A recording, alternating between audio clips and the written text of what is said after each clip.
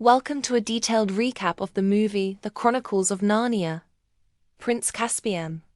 1 year has passed for the Pevensie siblings in London. But in Narnia, 1,300 years have flown by. Peter, Susan, Edmund and Lucy are whisked away from a train station and find themselves back in the magical land they once ruled. But this isn't the Narnia they remember. The trees are silent, the animals are in hiding, and their grand castle, Cair Paravel, is nothing but a ruin. What happened to the golden age they left behind? They soon discover the truth from a dwarf named Trumpkin. Narnia has been conquered by the Telmarines, a race of humans who fear magic and have driven the Narnians into the deep woods. The rightful heir to the Telmarine throne, Prince Caspian, has been forced to flee after his uncle, Lord Miraz, who murdered his father, tries to assassinate him to secure the throne for his own newborn son.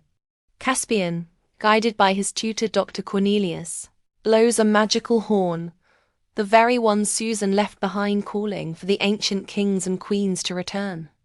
And that's exactly what brought the Pevensies back. Meanwhile, Miraz declares himself king and rallies his massive army to hunt down Caspian and crush the remaining Narnians. The Narnians, a ragtag group of fauns, centaurs, and talking animals, are vastly outnumbered. Their only hope rests with Caspian and the legendary Pevensies. After rescuing Trumpkin from Telmarine soldiers, the Pevensies journey to find Caspian. Along the way, Lucy is the only one who can see Aslan, but her siblings, especially the pragmatic Peter and Susan, are skeptical. Their faith has wavered after so many years away. Edmund, however, having learned his lesson from the first adventure, is more inclined to believe her. Their doubt leads them down a longer, more dangerous path. They finally unite with Caspian and the Narnian army at Aslan's Howe, a great stone mound built over the stone table. But tensions are high. Peter, as the former High King, clashes with Prince Caspian over leadership. Peter wants to launch a surprise attack on Miraz's castle, a bold and risky plan. Caspian, knowing the fortress's strength, is hesitant. Eventually, Peter's authority wins out, and they prepare for a daring night raid. The raid on Miraz's castle is a spectacular disaster. The Narnians manage to open the gate and cause some chaos, but they are quickly overwhelmed by the sheer number of Telmarine soldiers. The plan goes wrong, and they are forced into a chaotic retreat, suffering heavy losses. It's a devastating blow to their morale, and a harsh reality check for Peter, who realizes his pride may have doomed them all.